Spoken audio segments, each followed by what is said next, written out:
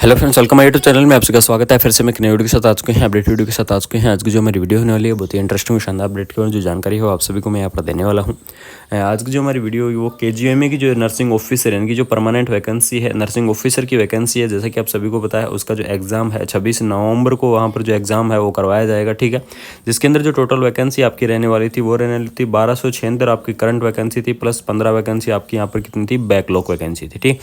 ठीक है, जिसका एग्ज़ाम कंफर्म हो चुका है, आप सभी को पता है 26 नवंबर इसका एग्ज़ाम होने वाला है। लेकिन जो सबसे इंपॉर्टेंट चीज़ है कि इसके अंदर क्वालिफाई मार्क आपके क्या रहेंगे, क्योंकि आज की जो वीडियो होगी KGMA की जो वैकेंसी से रिलेटेड ये यही होगी। इसकी जो क्वालिफाई मार्क है वो कितने होंगे, यानी कि आपको एग्ज़ाम के अंदर कितने नंबर लेके आने हैं कि आप उसके अंदर क्वालिफाई हो जाओ। ठीक है, अगर आपके मान लीजिए मैं आपको आज क्वालिफाई मार्क यहाँ पर बताने वाला हूँ, अगर इससे कम नंबर आते हैं तो आप जो क्वालिफाई नहीं हो पाएंगे एग्जाम के अंदर, या फिर आप एग्जाम के अंदर फेल हो जाएंगे। तो वीडियो के आप लास्ट तक बने रहें, कंप्लीटली जानकारी देने वाला हूँ। नेगेटिव मार्किंग क्या रहने वाली है, ठीक है, क्वालिफाई मार्क क्या रहने वाले हैं, पर्सन आपके कितने आएंगे, कितने आपका मार्क रहने वाला है, कंप्लीटली डिटेल में यहाँ पर चर्चा भी हम बात करने वाले हैं। तो वीडियो को अपने फ्रेंड सर्कल के अंदर रेगुलरली शेयर कर दें। सबसे पहले जो बात करते हैं वो करते हैं इसके अंदर आपके जो एग्जाम है, एप्लीकेशन फीस है, यानी कि आप एप्लीकेशन फॉर्म तो भर ही चुके हैं। लेकिन जो सबसे इम्पोर्टेंट हम यहाँ पर जो बात करने वाले हैं वो करने वाले हैं मार्क के बारे में, कि आपके जो एग्ज़ाम है कितने नंबर का होगा। तो मैं आप सभी को बता दूँ, आपका जो नंबर होगा 100, यानी कि 100 आपके यहाँ पर कितने नंबर के 100 मार्क का आपका जो एग्ज़ाम है होने वाला है। 2 आवर्स का आपका एग्ज़ाम होगा, इस चीज़ का आप ज़रूर ध्यान रखें। ठीक है, तो 2 आवर्स का आपका यहाँ पर जो एग्ज़ाम है होने वाला है। बात करते हैं कि आपके क्वेश्चंस हैं वो कितने आपके देखने को मिलेंगे। तो मैं आप सभी को बता दूँ, यहाँ पर क्वेश्चंस होंगे वो रहेंगे 100। ठीक है, यानी कि 100 आपके क्या रहने वाले हैं, MCQ रहने वाले हैं। 100 ही आपके क्या रहेंगे, मार्क रहेंगे।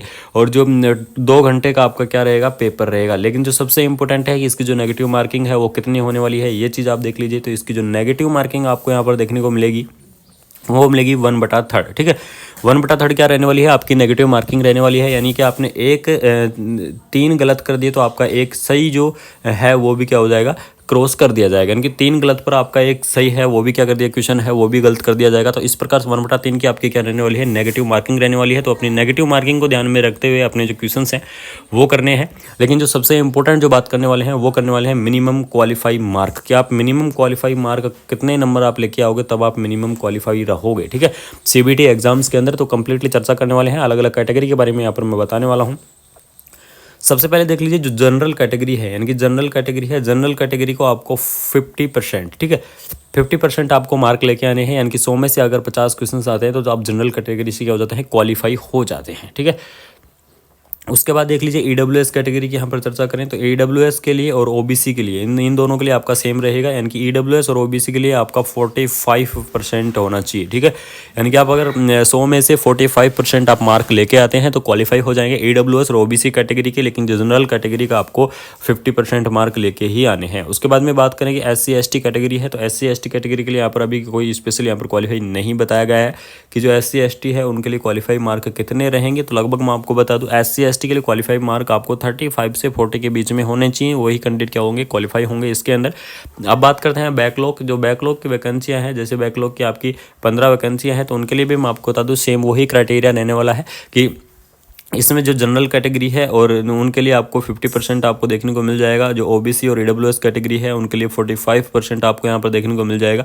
तो अगर आप मान लीजिए आपके पास इतने मार्क आते हैं, यानी कि एग्जाम्स के अंदर अगर 100 में से इतने आपके मार्क आते हैं, 50% आते हैं जनरल कैटेगरी और 45% आते हैं OBC EWS कैटेगरी, तो आप क्वालिफाई हो जाते हैं उस एग्ज़ाम को क्लियर करने के लिए। तो ये सबसे बड़ी इंपॉर्टेंट है। सबसे साथ ही साथ इसके अंदर 1/3 आपकी नेगेटिव मार्किंग रहने वाली है। तो इन सभी चीज़ों को ध्यान में रखते हुए आप अपना एग्ज़ाम है उसको करना है। ठीक है, यानी कि जो 1/3 जो नेगेटिव मार्किंग है इसको ध्यान में रखते हुए आपको 100 क्वेश्चंस करने हैं। और साथ में आपको ये भी ध्यान रखना है कि आपकी कैटेगरी की परसेंटेज कितनी है। इन सभी चीज़ों को आपको एग्ज़ाम के टाइम में ज़रूर ध्यान में रखनी है कि नेगेटिव मार्किंग भी रहेगी, क्वेश्चन 100 भी रहेंगे और आपकी कैटेगरी की परसेंटेज यानी कि क्वालिफाई जो परसेंटेज है वो कितनी रहने वाली है।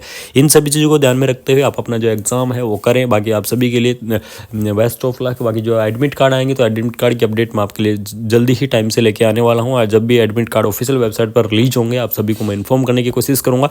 तो ये थी KGMA की जो क्वालिफाई मार्किंग है या फिर उसकी जो नेगेटिव मार्किंग वगैरह है, सभी मैंने ब्रीफली आपको यहाँ पर एक्सप्लेन कर दी है। अगर वीडियो अच्छी लगी तो चैनल को subscribe and bell icon on कर दीजिएगा, जिससे ऐसे अपडेट वीडियो हम आपके पास टाइम से लाते रहेंगे। Thank you so much. जय हिंद, जय